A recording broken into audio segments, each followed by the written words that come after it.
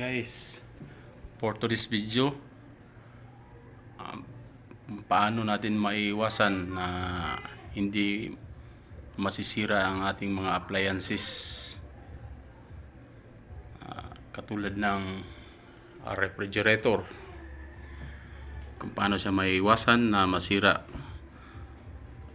lalo na pag may thunderstorm. Ito ang sagot, EBR, para hindi siya masira ang mga appliances.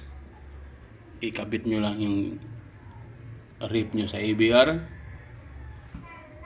at may iwasan na siya na madaling masira kung mayroong mga biglaang pag burnout ng inyong kuryente.